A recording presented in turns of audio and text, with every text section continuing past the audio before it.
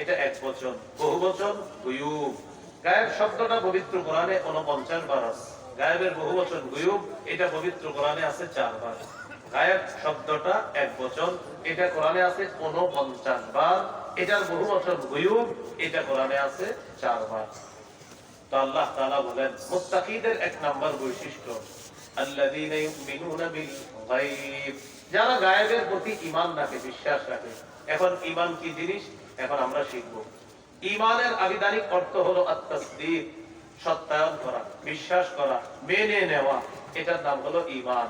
পারিভাষিক অর্থ আত-তাসদীকু বিমা জাআ বিহি রাসূলুল্লাহ সাল্লাল্লাহু আলাইহি ওয়াসাল্লাম মিন ইনদিল্লাহি ওয়াল ইকরারু বিহি, নবীজি আল্লাহর পক্ষ থেকে যা নিয়ে এসেছেন তা মেনে নেওয়া এবং তা স্বীকার করার নাম হলো ঈমান। আবার বলছি, নবীজি আল্লাহর কাছ থেকে যা নিয়ে এসেছেন তা বিশ্বাস করা, তা স্বীকার করার নাম হলো ঈমান।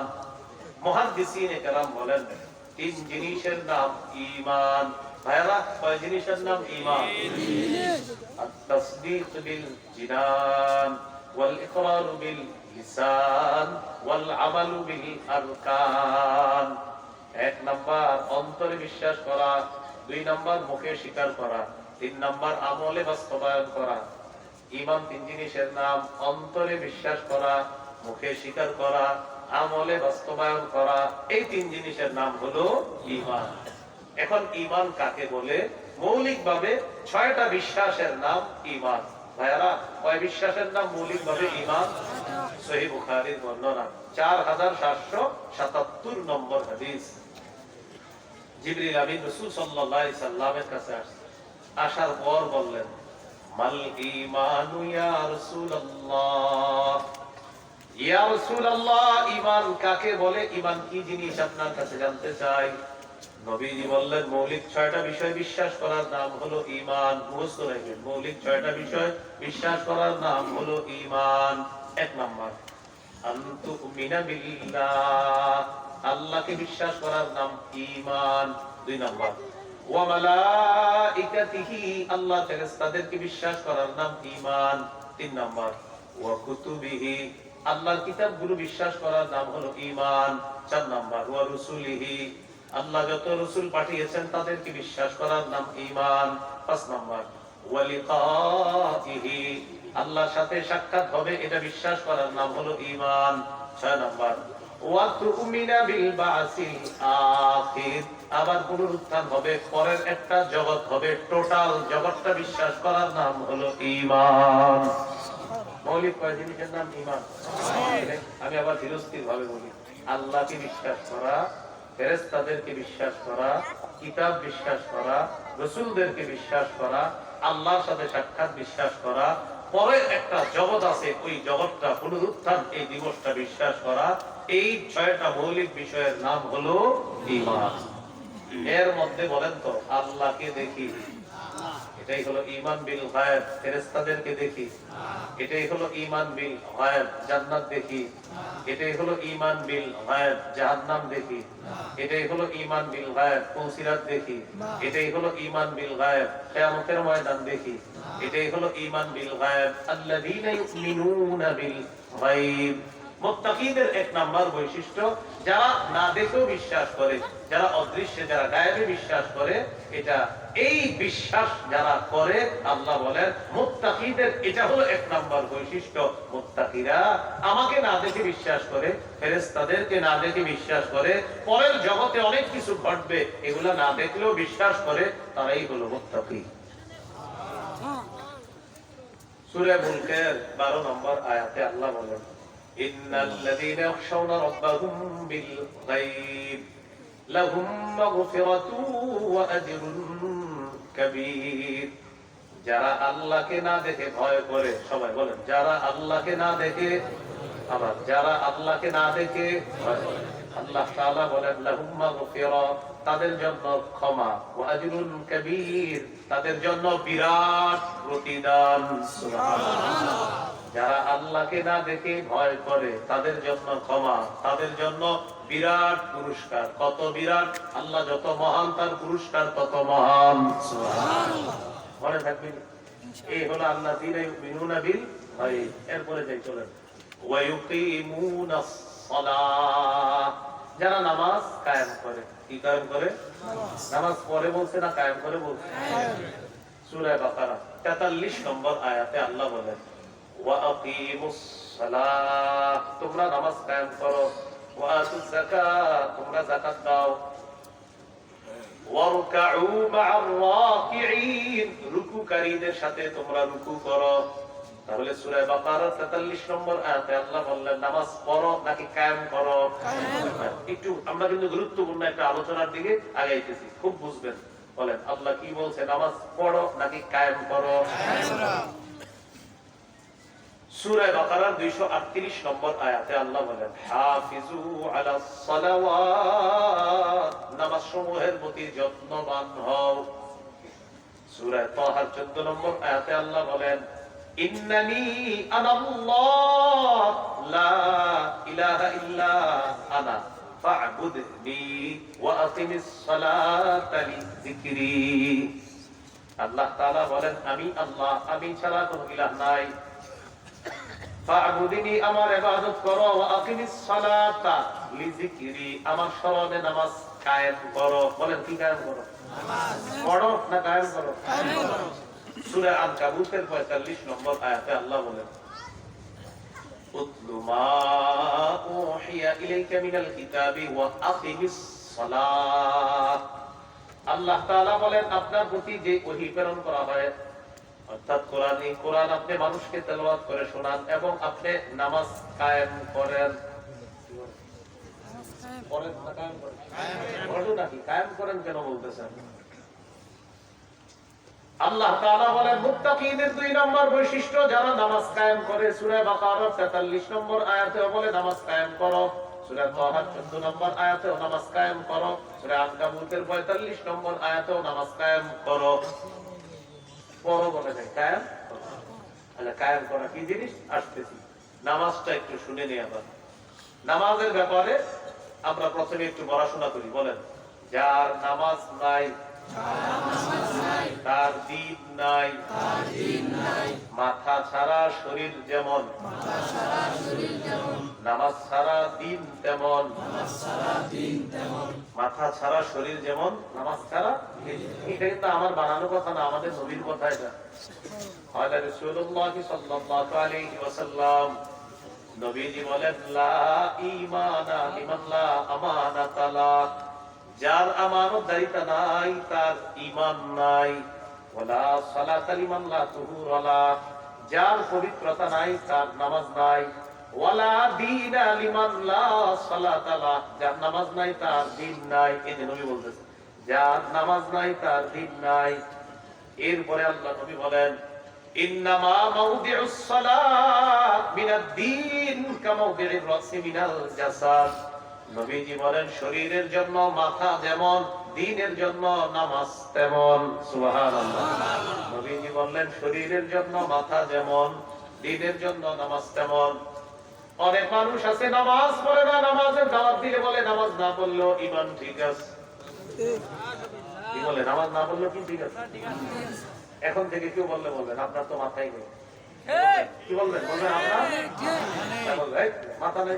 আমার মাথা বলবেন না নাই, বলবে আছে। বলবেন না নাই, বলবে আছে।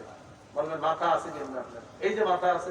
আপনি বলবেন আসলে মাথা আছে। বলবে এই নিয়ে তুমি পাগল, মাথা তো আছে আমার। তখন আপনি বলবেন তাহলে আপনার দিন নেই। আপনি যে বলতেছেন ঈমান আছে, ঈমান নাই, দিন নাই। বলবে দিন নাই মানে? বলবেন আপনার যেমন মাথা আছে বললেন তাই শরীর আছে। নবীজি বলছে যার নামাজ আছে তার দিন আছে। আপনি যেমন বলতেছেন মাথাও আছে শরীরও আছে, যদি বলেন আপনার দিন আছে তো আপনার নামাজ লাগবে। যদি বলেন মাথা ছাড়া শরীর মানেন তাহলে বুঝবো আপনি নামাজ ছাড়া দিন মানেন। আগে বলেন মাথা ছাড়া শরীর মানেন, তো বলবে না মিয়া মাথা ছাড়া কি শরীর হয়? বলবে নবী বলছে নামাজ ছাড়া কি দিন হয়? তাহলে বলেন মাথা ছাড়া কি হয় না? শরীর হয় না। মাথা ছাড়া কি হয় না? নামাজ ছাড়া কি হয় না? দিন হয় না। আবার বলেন মাথা ছাড়া কি হয় না? নামাজ ছাড়া কি হয় না? মাথা যেমন শরীরের শ্রেষ্ঠ একটা অঙ্গ, নামাজ দ্বীনের শ্রেষ্ঠ একটা অঙ্গ। আল্লাহ বুঝার তৌফিক দান করেন। আমিন। ইবনে মাজাহ হাদিসের কিতাব 278 এই দুই হাদিসের মধ্যে আছে قال رسول الله صلى الله عليه وسلم استقيموا তোমরা দ্বীনের উপর অটল থাকো ওয়া নি'মা আন তাসতাকিমু দ্বীনের উপর অটল থাকাই তোমাদের জন্য কল্যাণ এরপর আল্লাহর নবী বলেন ওয়ালামু আন্না মিন আফযালি আ'মালিকুম আস-সালাত আল্লাহর নবী বলেন তোমাদের শ্রেষ্ঠ আমল হলো নামাজ বলেন তোমাদের শ্রেষ্ঠ আমল হলো নামাজ শ্রেষ্ঠ আমল কি বলেন তো নামাজ যদিও আমরা অনেকে আজ 30 জন মোটরসাইকেল নিয়ে আলোচককে রিসিভ করতে যাই কয়জন বলেন কয়জন মাগরিবের সময় কোন নামাজের সময় ঘটনা চক্রে আলোচক মাগরিবের সময় আসবে 30 জন পাঠাইছে মোটরসাইকেল নিয়ে মসজিদের পাশে দাঁড়িয়ে আছে মোটরসাইকেল ওয়ালারা মসজিদে মাগরিব চলতেছে নামাজে যায় না নামাজ যাইলে যায় হুজুর যেন না যায় ঠিক হুজুর যেন না যায় এটা আপনারা করেন না বাকি পৃথিবীতে এরকম ঘটনা ঘটে আছে শুনেন না আলোচক আসবে তো মাগরিবের নামাজ মসজিদে হইতেছে এরা আপনার নামাজে যাইতেছে না কেন হুজুর যদি চলে যায় আচ্ছা গেলে কি হবে গেলে আমরা যে 15 জন সামনে থাকবো আর 15 জন পিছনে হুজুরের গাড়িটা থাকবে মাঝখানে এরপর আমাদের একজন ভিডিও করবে আরেকজন এইভাবে কি একটা করবে ধোয়ার মতো করবে ভিডিও করার পর আগামীকাল এটা ফেসবুকে দিতে হবে আরিফ বিন হাবিবের সাথে কাটানো কিছু মুহূর্ত এই যে ঘটনাটা ঘটাইলেন আপনি বলেন নামাজ বড় না মাহফিল বড় নামাজ বড় না আলোচক বড় তো আপনি কেমনে মাগরিব পড়লেন না মাগরিব চলে গেলে আর পাবেন না আলোচক 10 মিনিট পরে আসলেও পাবেন কেমনে আপনি মাগরিবের নামাজটা কি আজীব কথা চিন্তা করেন ভাই আপনারা অনেকে মাহফিল করেন আল্লাহর রাস্তায় মাহফিলের দিন নামাজের গুরুত্ব দিবেন কারণ মাহফিলের দিন সবাই কেমন যেন নামাজের প্রতি আলাদা একটা উদাসীনতা মাগরিবের পরে সুন্নাত এশার পরে সুন্নাত যে যত তাড়াতাড়ি করে কেন তাড়াতাড়ি সামনে গিয়ে বসতে হবে আল্লাহু আকবার এগুলা কেন করেন মাহফিল কি দিনের কাজ না আরে মাহফিল কেন দিনের কাজ না এটা কেন করতেছে এলাকাবাসী কিছু মানুষ ওয়াজ শুনবে নামাজি হয়ে যাবে কোরআন তেলাওয়াত করনেওয়ালা হয়ে যাবে তো মাহফিলের দিন আমার নামাজের গতি কেন বাড়তেছে বলে দেন আমি তো এটা করতেছি কেন এই এলাকার মানুষ নামাজি হোক মা বোনরা পর্দানিশীন হোক তারা নামাজি হয়ে যাক এই জন্য করতেছি না মাহফিলটা তো আমি এইভাবে মাহফিলের দিনই নামাজের প্রতি সবচেয়ে উদাসীন এটা করবো না ভাই আপনাদের হাতে পায়ে ধরি নামাজের পৃথিবীতে সবচেয়ে গুরুত্ব দিবেন নামাজ আমি সহ আপনারা সহ প্রতিজ্ঞা করে ফেলি যে আমরা আমাদের জীবনে সবচেয়ে গুরুত্ব দিব যে কাজটা সেটা হলো নামাজ বলেন সবাই ইনশাআল্লাহ মাঝে মাঝে অফিস থেকে আসার সময় দেখবেন জ্যামে ভুলে গেছে শীতকালে কিন্তু আসর মাগরিবের টাইমটা বেশি কম না আসরের পরেও দেখবেন আসর করতে করতে মাগরিব হয়ে যায় তো আপনি গাড়িতে আছেন এই মুহূর্তে গাড়ি থেকে নেমে গেলে আপনার 10 টাকা লস হয়ে যেতে পারে মানে ওই কন্ট্রাক্টর ভাড়াটা আর ফিরিয়ে দিবে না হয়তো বলতে পারে আপনারে ভাই এতটুকু আসলেও এই ভাড়া আর 10 কিলো গেলেও এই ভাড়া আপনি চিন্তা করবেন 10 টাকা আরো লাগবে আমার কি করবো না আপনি নেমে যান সময় মতো নামাজটা পড়েন আরে 10 টাকা আপনি আল্লাহর জন্য তো ছেড়ে দিলেন আল্লাহ যে আপনাকে কি দিবে সেটা কল্পনা করতে পারবেন তুমি আমার জন্য 10 টাকা ছাড়লা তো আমি রব তোমাকে দিব না তো কাকে দিব এই জন্য সময় মতো নামাজ পড়বো বলেন ইনশাআল্লাহ আল্লাহ আমাদেরকে কথাগুলো মনে রাখার তৌফিক দান করুন রাসূলুল্লাহ সাল্লাল্লাহু আলাইহি সাল্লাম বলেন তোমাদের সবচেয়ে শ্রেষ্ঠ আমল হলো নামাজ শ্রেষ্ঠ ইবাদত হলো নামাজ আসেন মূল আলোচনায় আসি নামাজ পড়ো বলছে না কায়েম করো নামাজ কায়েম করা দ্বারা কি উদ্দেশ্য বলেন মৌলিক 5টি উদ্দেশ্য আমরা আজকের আলোচনার সবচেয়ে গুরুত্বপূর্ণ অংশে আছি এখন নামাজ কায়েম করা দ্বারা মৌলিক কয়টি উদ্দেশ্য খুব মনোযোগ দেন কেউ অন্যদিকে হবেন না মা বোনরাও যার যার স্থান থেকে মন দিয়ে শুনেন নামাজ কায়েম দ্বারা কয়টি উদ্দেশ্য আমি বলি মন দিয়ে শুনেন 1 নম্বর নামাজের পূর্বে কিছু শর্ত আছে এইগুলা গুরুত্ব দেওয়া 2 নম্বর রুকু সিজদা ধীরস্থির ভাবে করা 3 নম্বর খুশু খুজুর সাথে নামাজ পড়া 4 নাম্বার পরিবারের প্রতিটা সদস্যকে নামাজের হুকুম করা 5 নাম্বার রাষ্ট্রের সব মুসলমান যেন নামাজি হয়ে যায় এই চেষ্টা করা এগুলো করা মানে নামাজ কায়েম করা বলেন এগুলা করা মানে কি কায়েম করা আমরা এক এক করে সামনে দিয়ে যাই দেখেন কি বলে আমরা এক নম্বর, নামাজের পূর্বে কিছু শর্ত আছে, এগুলোর প্রতি গুরুত্ব দেওয়া। শরীর পাক, কাপড় পাক, নামাজের জায়গা পাক, সতর রাখা, কেবলামুখী হওয়া, অক্তমত নামাজ পড়া, নামাজের নিয়ত করা। বক্তব্য এভাবে পড়ছি তো সুরে সুরে আইসা পড়তে চাই। তো এগুলা হলো আপনার পূর্ববর্তী শর্ত। এর মধ্যে একটা হলো শরীর পাক, ওযু না থাকলে ওযু করা, গোসল ফরজ হলে গোসল করা। সূরা মাইদা 6 নম্বর আয়াতে আল্লাহ বলেন, ইয়া আইয়ুহাল্লাযীনা আমানু ইযা কুমতুম ইলাস সালাত ফাগসিলু ওয়ুজুহাকুম ওয়া আইদিয়াকুম ইলাল মারাফিকি ওয়ামসাহু বিরুউসিকুম ওয়া আরজুলাকুম ইলাল কা'বাইন। আল্লাহ তাআলা বলেন, যখন তোমরা নামাজের ইচ্ছা করো, মুখমণ্ডল ভালো করে ধৌত করবা, হাত ধৌত করবা, মাথা মাসেহ করবা, পা ধৌত করবা। ওযুর 4 ফরজ ছিল। তোমরা যখন নামাজের ইচ্ছা করবা তখন মুখমণ্ডল সুন্দরভাবে ধৌত করবা, হাতগুলা ধৌত করবা, মাথা মাসেহ করবা, পা ধৌত করবা। ওয়া ইন কুনতুম জুনুবান ফাত্তাহহারু, যদি তোমরা জুনুবি হও, অপবিত্র হও, গোসল ফরজ হয়, তাহলে তোমরা ভালোভাবে পবিত্রতা অর্জন করে নাও। এই হলো ওযু না থাকলে ওযু করা, গোসল না থাকলে গোসল করা, অর্থাৎ গোসল ফরজ হলে গোসল করা। সহিহ বুখারীর বর্ণনা 6956 নম্বর হাদিস।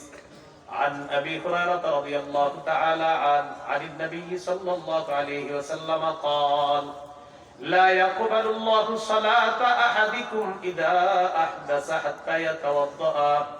নবীজি বলেন, আল্লাহ তাআলা তোমাদের কারো নামাজ ততক্ষণ কবুল করেন না যতক্ষণ ওই ব্যক্তির ওযু না থাকলে, ওযু যতক্ষণ না করবে, পবিত্রতা যতক্ষণ অর্জন না করবে, ততক্ষণ তার নামাজ আল্লাহ কবুল করেন না। তাহলে নামাজ কবুলের শর্ত হলো ওযু না থাকলে ওযু করা। তিরমিজির 4 নম্বর হাদিস। হাদিসের অনুবাদটা পরে বলি, আগে একটু পড়াশোনা করি। চলেন, বলেন। নামাজের চাবি ওযু, জান্নাতের চাবি নামাজ।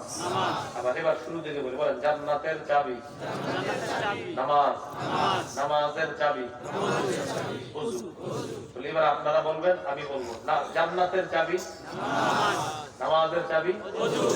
قال رسول الله صلى الله عليه وسلم مفتاح الجنة الصلاة ومفتاح الصلاة الطهور। নবীজি বলেন, জান্নাতের চাবি হলো নামাজ, নামাজের চাবি হলো পবিত্রতা অর্জন করা। সুবহানাল্লাহ। জান্নাতের চাবি নামাজ, নামাজের চাবি পবিত্রতা অর্জন করা। শরীর পাক, এরপরে কাপড় পাক।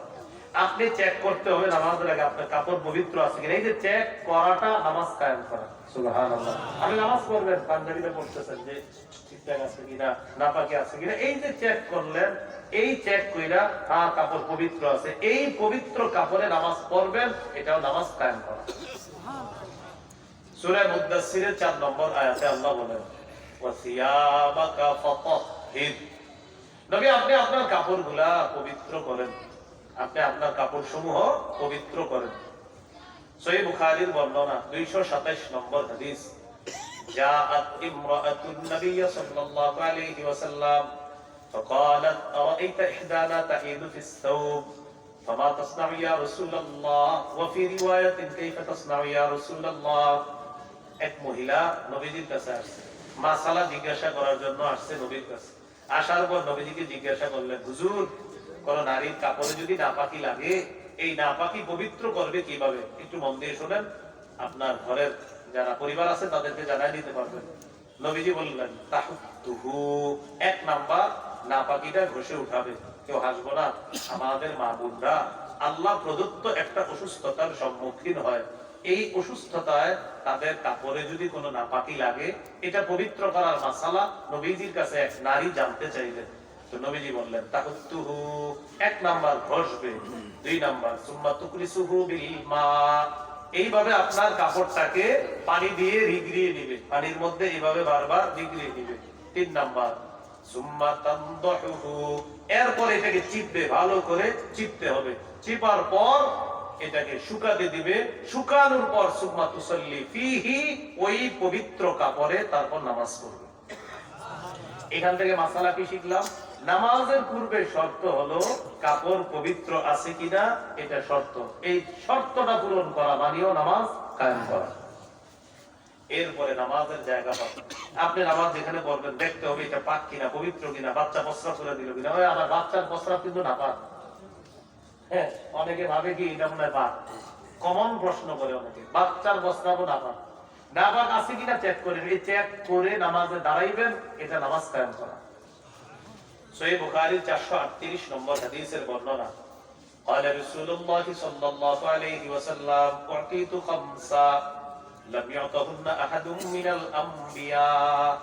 নবীজি বলেন আমাকে 5টি জিনিস দেওয়া হয়েছে যা অতীতের কোন নবীকে দেওয়া হয় নাই। 1 নাম্বার নুসিরতু বিররুবি মাসিরাতা শাহরিন। নবীজি বলেন আমার প্রভাব দ্বারা 1 মাসের দূরত্বে আল্লাহ তাআলা কাফেরদের অন্তরে ভীতি সৃষ্টি করে দিতেন। কাফেরদের অন্তরে আল্লাহ ভীতি সৃষ্টি করার মাধ্যমে আমাকে সাহায্য করা হয়েছে। 2 নাম্বার ওয়াজুইলাত লিয়াল আরদু মাসজিদান ওয়া তাহুরা।